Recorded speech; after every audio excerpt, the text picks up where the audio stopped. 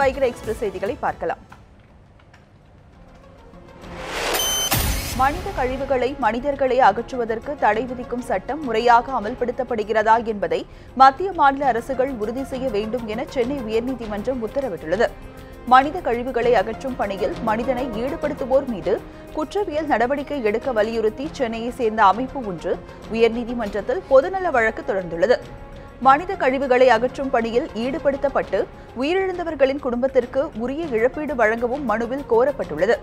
கடந்த 3 ஆண்டுகளில் மனித கழிவுகளை அகற்றும் பணியில் ஈடுபட்ட 30 பேர் பலியாகியுள்ளதாக தகவல் அறியும் உரிமை சட்டத்தின் கீழ் அந்த அமைப்பு தகவல் பெற்று மனுவில் தெரிவித்துள்ளது. இதன் மீதான விசாரணை சென்னை உயர்நீதிமன்றத்தில் நேற்று நடைபெற்றது. மனித கழிவுகளை மனிதனே அகற்றுவது மனித உரிமை மீறல் என தெரிவித்த உயர்நீதிமன்றம் இதற்கான மத்திய அரசின் தடை சட்டம் முறையாக அமல்படுத்தப்படுகிறதா என்பதை உறுதி செய்யுமாறு மத்திய மாநில அரசுகளுக்கு உத்தரவிட்டது. வழக்கின் அடுத்த கட்ட விசாரணை ஆகஸ்ட் 21ஆம் தேதிக்கு ஒத்திவைக்கப்பட்டுள்ளது. சட்டமன்றத்தில் கேட்கப்படும் கேள்விகளுக்கு பதிலளிக்கும் தெம்போ தைரியமோ முதலமைச்சருக்கும் அமைச்சர்களுக்கு இல்லை என எதிர்க்கட்சித் தலைவர் மு.க. ஸ்டாலின் தெரிவித்துள்ளார். சென்னை நொளம்பூரில் கருணாநிதியின் வைர விழா கூட்டம் நேற்று நடைபெற்றது. இதில் பேசிய மு.க. ஸ்டாலின் தமிழகத்தில் நடப்பது ஆட்சி அல்ல என்றும் அது ஒரு காட்சி என்றும் விமர்சித்தார். தற்போது நடக்கும் ஆட்சி குதிரை பேரத்தால் நடக்கும் ஆட்சி என சாடிய ஸ்டாலின் 2 மாதத்தில் அமைச்சர்கள் சிறைக்கு செல்லும் காட்சிகளை பார்க்கலாம் என்றும் குறிப்பிட்டார். கோடநாட்டில் தொடர்ந்து கொலை சம்பவங்கள் நடந்தது குறித்து என்ன நடவடிக்கை எடுக்கப்பட்டது என்று சட்டமன்றத்தில் கேட்ட கேள்விக்கு பதில் தரவில்லை என்றும் ஸ்டாலின் தெரிவித்தார். ராமதேயம் பிரச்சனை இல்ல, கொடநாட்டில் நடக்கிற கொலைகள் தற்கொலைகள் அல்ல, மக்கள் பிரச்சனைகள் அல்ல, தொடர்ந்து ஆட்சியில் இருக்கும். பாரதி சொன்னது போல 2 கோடி ரூபாய் 5 கோடி ரூபாய் 6 கோடி ரூபாய் லஞ்சமாக கொடுத்து போதாக்குறைக்கு தங்கத்தை கொடுத்து அதன் மூலமாக ஒரு குதிரை பேரத்தின் மூலமாக நடந்து கொண்டிருக்கக்கூடிய ஒரு கேவலமான ஆட்சிதான் இன்றைக்கு அதிமுகவுடைய ஆட்சியாக தமிழ்நாட்டில் நடந்து கொண்டிருக்கிறது. சட்டமன்றத்தில் கேட்டோமே குதிரை பேர பிரச்சனையை பற்றி என்னென்ன தவறுகள் நடந்திருக்கிறது, என்னென்ன முறைகேடுகள் நடந்திருக்கிறது, எப்படிப்பட்ட ஊழல்கள் நடந்திருக்கிறது. தேனி மாவட்டம் பெரியகுளம் அருகே சர்ச்சைக்குரிய கிணற்றிற்காக ஓ பன்னீர்செல்வத்திற்கு சொந்தமான 40 ஏக்கர் நிலத்தை பொதுமக்களை விலைக்கு வாங்க முடிவு செய்துள்ளனர். தேனி மாவட்டம் பெரியகுளம் அருகே லட்சுமிபுரம் கிராமத்தில் முன்னாள் முதலமைச்சர் பன்னீர்செல்வம் தனக்கு சொந்தமான நிலத்தில் ராட்சத கிணறு ஒன்றை வெட்டினார். இதனால் அந்த பகுதியில் உள்ள மற்ற கிணறு மற்றும் போர்களில் நீர்வரத்து குறைந்து குடிநீர் பஞ்சம் ஏற்பட்டதாக கூறப்படுகிறது. இதனையடுத்து கிணற்றை தங்களுக்கு அளிக்க வலியுறுத்தி போராட்டத்தில் ஈடுபட்டனர். இதனையடுத்து மாவட்ட ஆட்சியர் மற்றும் மாவட்ட காவல் கண்காணிப்பாளர் முன்னிலையில் பேச்சுவார்த்தை நடைபெற்றது. அப்போது 40 ஏக்கர் நிலத்தையும் வாங்கினால் கிணற்றை அளிப்பதாக பன்னீர்செல்வம் தரப்பினர் தெரிவித்துள்ளனர். இதனை ஏற்றுக்கொண்ட மக்கள் வீடு ஒன்றிற்கு 20,000 ரூபாய் வசூலித்து நிலத்தை வாங்க ஒப்புக்கொண்டனர். அதுவரை ராட்சத கிணற்றை பொதுமக்கள் பயன்படுத்தலாம் என்றும் கூட்டத்தில் முடிவு செய்யப்பட்டுள்ளது. ஊர் பொதுமக்களின் சார்பாக கருத்துக்கள் கேட்டபோது அந்த 40 ஏக்கரையும் நாம் அனைவரும் வீட்டுக்கு பங்கு அளிப்பு தொகையாக கொடுத்து விலைக்கு வாங்குவதற்கு சம்மதம் தெரிவித்திருக்கிறார்கள். அதனால் நாங்கள் அந்த 40 ஏக்கர் நிலத்தையும் விலைக்கு வாங்குவதற்கு தயாராக உள்ளோம். அது குறித்து மீண்டும் அவரது ஆதரவாளரிடமோ அல்ல அவர் சொல்லுகின்ற நபரிடமோ நாங்கள் பேசுவதற்கு தயாராக இருக்கிறோம் என்பதை இதன் மூலம் தெரிவித்துக் கொள்கின்றோம்.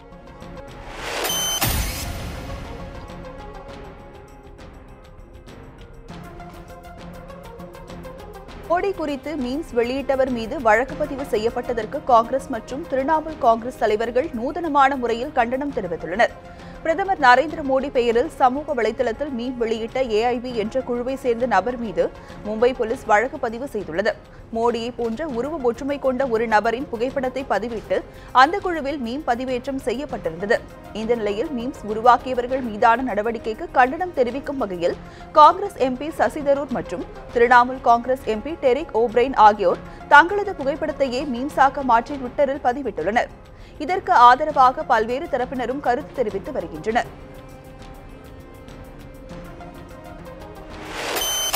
கர்ப்பமாக இருக்கும் பெண்கள் பாட்டில்களில் அடைத்து விற்கப்படும் பழச்சாறுகளை உண்பதால் பிறக்கும் குழந்தை பருமனாக பிறக்கும் என ஹார்வர்ட் பல்கலைக்கழக மருத்துவ ஆய்வாளர்கள் தெரிவித்துள்ளனர். இதனால் குழந்தைகள் பிறப்பிலும் கடினம் ஏற்படும் எனவும் அவர்கள் தெரிவித்துள்ளனர். அதே நேரம் இயற்கை பழச்சாறு, தண்ணீர் போன்றவற்றை அருந்துவதால் இத்தகைய கடினங்கள் தவிர்க்கப்படும் என மருத்துவ ஆய்வாளர்கள் கூறியுள்ளனர். 1000க்கும் மேற்பட்ட தாய் மற்றும் குழந்தைகளை மாதிரியாக கொண்டு இந்த ஆய்வை மேற்கொண்டதாக ஆய்வாளர்கள் தெரிவித்துள்ளனர். இந்தியாவில் வாகனம் ஓட்டுபவர்களில் 10ல் 6 பேர் முறைகேடாக லைசென்ஸ் பெற்றுள்ளதாக அண்மையில் நடத்தப்பட்ட ஆய்வில் தெரியவந்துள்ளது. வாகனம் ஓட்டுபவர்கள் முறையான அனைத்து விதமான சோதனைகளையும் முடித்து உரிமம் பெறாமல் முறைகேடான வழியிலேயே உரிமம் பெற ஆர்வம் காட்டுவதாக அந்த ஆய்வு முடிவில் தெரிவிக்கப்பட்டுள்ளது. அதிகபட்சமாக ஆக்ராவில் 88% பேர் சோதனைகளை முடிக்காமலேயே ஓட்டுநர் உரிமம் பெற்றுள்ளனர். அதற்கு அடுத்தபடியாக ஜெய்ப்பூரில் 72% பேரும், கவுகாத்தியில் 64% பேரும் முறைகேடாக ஓட்டுநர் உரிமம் பெற்றுள்ளனர். சென்னை கொடுங்கையூர் பேக்கரியில் தீ விபத்து காரணமாக சிலிண்டர் வெடித்ததில் தீயணைப்பு வீரர்கள் 3 பேர் உட்பட 29 பேர் படுகாயமடைந்தனர். கொடுங்கையூர் மீனம்பாள் சாலையில் உள்ள ஹாட் சிப்ஸ் பேக்கரியில் நேற்று இரவு 11 மணி அளவில் திடீரென தீ விபத்து நேரிட்டது. சம்பவ இடத்திற்கு வந்த தீயணைப்பு வீரர்கள் பேக்கரியின் ஷட்டர் கதவை திறந்து தீயை கட்டுக்குள் கொண்டுவர முயற்சித்த போது எதிர்பாரா விதமாக கடையில் இருந்த சிலிண்டர் வெடித்து சிதறியது. இதில் தீயணைப்பு வீரர்கள் தூக்கி வீசப்பட்டனர். பொதுமக்கள், காவல்துறையினர், தீயணைப்பு வீரர்கள் உட்பட 29 பேர் காயமடைந்தனர். தீக்காயமடைந்தவர்கள் அருகில் உள்ள கீழ்ப்பாக்கம் அரசு மருத்துவமனையில் சிகிச்சைக்காக அனுமதிக்கப்பட்டுள்ளனர்.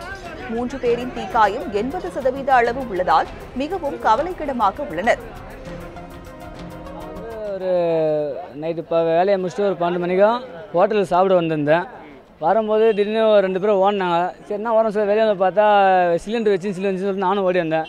ஓட ஃபுல்லாக இந்த ஏடிஎம் பார்ல ஆப்ஷன் ஒன்று திறந்துருக்காங்க புதுசாக. அதில் சிலிண்டர் வச்சு ஒரு ஃபயர் ஸ்டேஷன் வந்து தீயணைப்பு ஒரு 4 பேர் அணைச்சிருக்காங்க. அணைக்க முடியாது சொட்டர் திறந்த உடனே சிலிண்டர் 3 சிலிண்டர் வெடிச்சிருக்கு. வெடிச்சோடனே தீயணைப்பு 3 பேருமே படுகாயம் அடைச்சிட்டாங்க. அடைஞ்சோன்னா அவங்க எல்லோரும் ஹாஸ்பிட்டலில் ஆனால் ஆட்டோவில் ஏற்றி அனுப்பிச்சி விட்டேன்.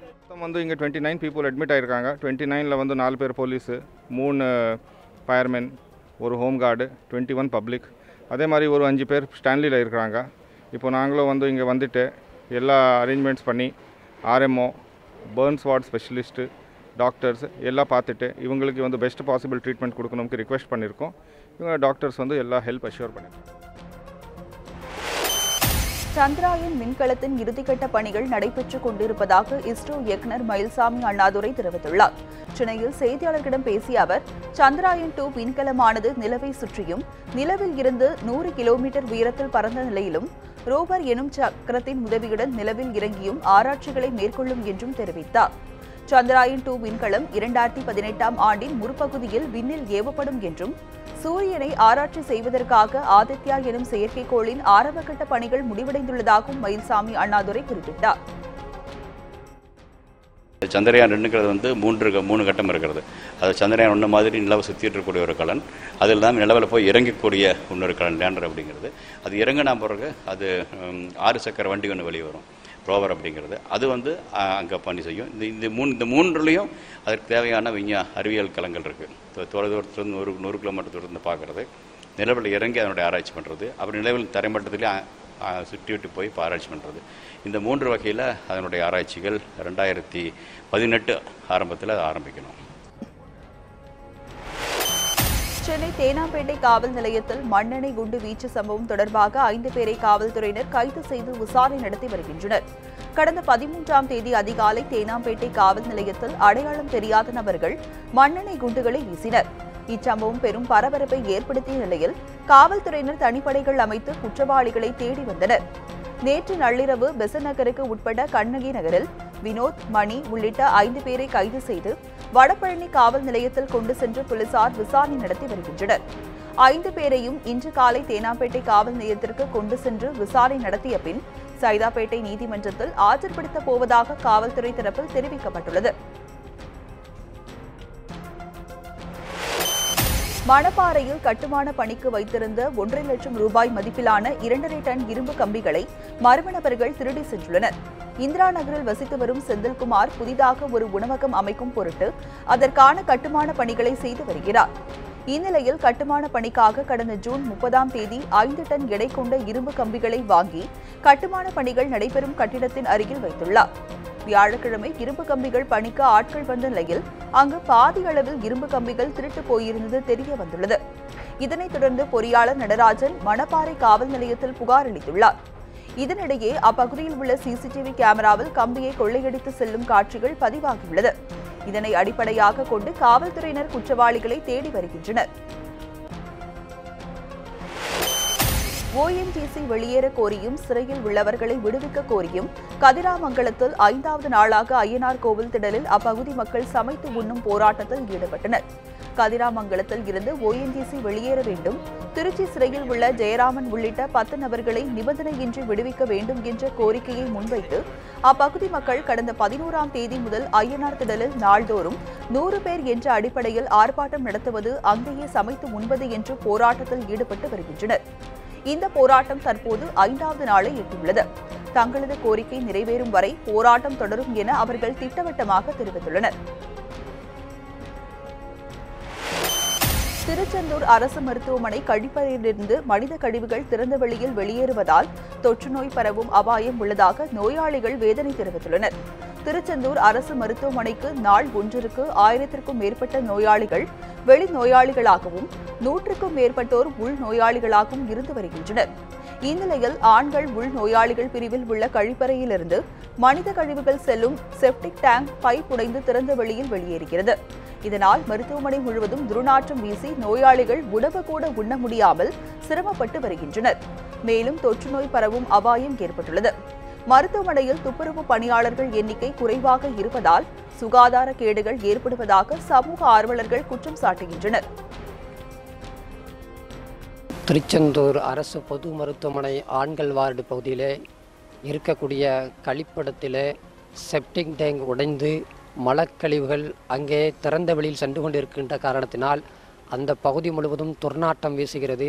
நோயாளிகள் சுதந்திரமாக உள்ளே இருக்க முடியாத ஒரு நிலையை ஏற்படுத்தி கொண்டிருக்கிறது. மூக்கை பொத்தி கொண்டுதான் அந்த பகுதியிலே இருக்கக்கூடிய நோயாளிகள் சுற்றித் திரிகிறார்கள்.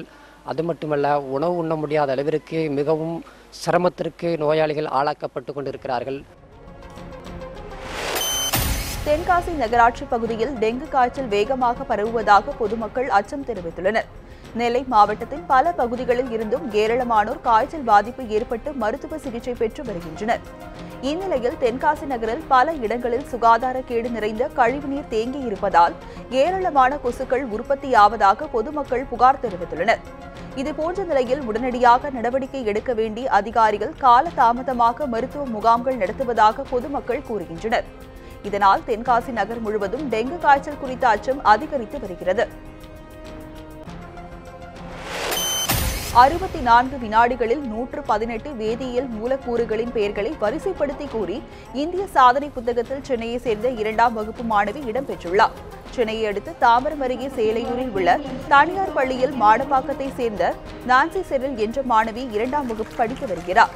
இந்திய சாதனை புத்தகத்தின் நடத்திய நிகழ்ச்சியில் மாணவி நான்சி செரில் 64 வினாடிகளில் 118 வேதியியல் மூலக்கூறுகளின் பெயர்களை வரிசை எண்களுடன் மின்னல் வேகத்தில் கூறி சாதனை படைத்தார். இதற்கு முன்பு 118 வேதியியல் பெயர்களை 74 வினாடிகளில் கூறியதே சாதனையாக இருந்தது. அதை மாணவி நான்சி செரில் முறியடித்துள்ளார். இதையடுத்து 2018ஆம் ஆண்டில் இந்திய சாதனையாளர்கள் புத்தகத்தில் அவரது பெயர் இடம்பெறும் என அறிவிக்கப்பட்டுள்ளது. சென்னையில் காருக்குள் உயிரிழந்து கிடந்த நபரின் மரணத்தில் மர்மம் இருப்பதாக தந்தை அளித்த புகாரின் பேரில் போலீசார் விசாரணையை தொடங்கியுள்ளனர். சென்னையை அடுத்து கிழக்கு தாம்பரம் வேளச்சேரி சாலை சங்கராப்பள்ளி எதிரில் நின்று கொண்டிருந்த காரில் இருந்து துர்நாற்றம் வீசியது. இதுகுறித்து சந்தேகமடைந்த பொதுமக்கள் சேலையூர் போலீசாருக்கு தகவல் கொடுத்தனர். போலீசார் காரின் கதவை திறந்து பார்த்தபோது உடல் அழுகிய நிலையில் ஒருவர் பிணமாக கிடந்தார். உடலை மீட்ட போலீசார் குரோம்பேட்டை அரசு மருத்துவமனைக்கு அனுப்பி வைத்து விசாரித்ததில் அவர் தாம்பரத்தை அடுத்து புது பெருங்களத்தூர் ஷர்விலா நகரை சேர்ந்த ஆலன் என்பது தெரியவந்தது. இவர் சொந்தமாக கார் வைத்து உபேர் டாக்ஸியில் ஓட்டி வந்திருக்கிறார் என்பது குறிப்பிடத்தக்கது. கொடைக்கானலில் பொதுமக்கள் மற்றும் சுற்றுலா பயணிகள் கூடும் அண்ணா சாலையில் காட்டெருமைகள் உலா வந்ததால் அனைவரும் அலறியடித்துக் கொண்டு ஓடும் நிலை ஏற்பட்டது. கொடைக்கானல் நகர் பகுதிகளில் கடந்த 6 மாதத்திற்கும் மேலாக சுமார் 150க்கும் மேற்பட்ட காட்டெருமைகள் முகாமிட்டு நிரந்தரமாக தங்கியுள்ளன. இதனால் அவ்வப்போது இவை பொதுமக்களை தாக்கும் சம்பவங்களும் நடந்து வருகின்றன. மாவட்ட ஆட்சியர் வரும்போதெல்லாம் இது குறித்து புகார் அளிக்கப்பட்டும் எந்த நடவடிக்கையும் எடுக்கவில்லை என பொதுமக்கள் குற்றம் சுமத்துகின்றனர். இவை எங்கிருந்து எப்போது வரும் என தெரியாத மக்கள் சாலைகளில் நடக்கவே அச்சமடைந்துள்ளனர். இதனால் இனிமேலாவது காட்டெருமைகளை காட்டுக்குள் விரட்ட அவர்கள் வலியுறுத்தியுள்ளனர். பூரண மதுவிலக்கை அமல்படுத்த எதிர்க்கட்சிகள் ஒன்றிணைந்து போராட வேண்டும் என காங்கிரஸ் கட்சியின் மூத்த தலைவரான குமரி ஆனந்தன் தெரிவித்துள்ளார். காமராஜர் பிறந்த நாளை முன்னிட்டு கோவை சிவானந்த காலனியில் பூரண மதுவிலக்கை அமல்படுத்த கோரி ஒருநாள் அடையாள உண்ணாவிரத போராட்டம் நடைபெற்றது. இதில் குமரி அனந்தன் உள்ளிட்டோர் பங்கேற்றனர்.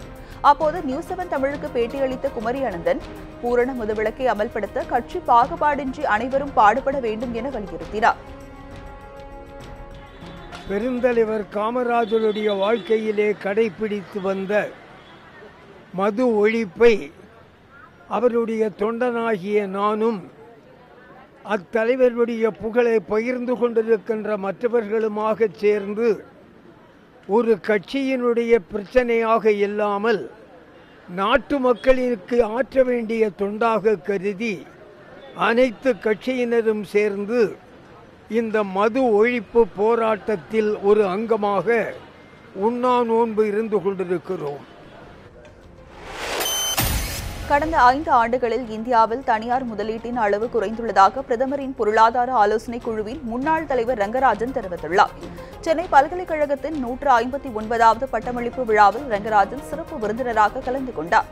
அப்போது செய்தியாளர்களிடம் பேசிய அவர், இந்தியாவில் தனியார் முதலீடு கடந்த 5 ஆண்டுகளில் குறைந்துள்ளதாகவும் அதனை அதிகரிக்க முதலீட்டிற்கான நடைமுறைகளை எளிமையாக்க வேண்டும் எனவும் தெரிவித்தார். பொருளாதார வளர்ச்சி குறைந்திருப்பதற்கு வாராக்கடனின் ஒரு பகுதியும் காரணம் என கூறிய ரங்கராஜன், பணம் இருந்தும் கடனை திருப்பி செலுத்தாதவர்களை கண்டிக்க வேண்டும் என்றும் கூறினார். இத்துடன் வைகரை எக்ஸ்பிரஸ் செய்திகள் நிறைவு பெறுகிறது. தொடர்ந்து இணைந்திருங்கள் நியூஸ் 7 தமிழுடன்.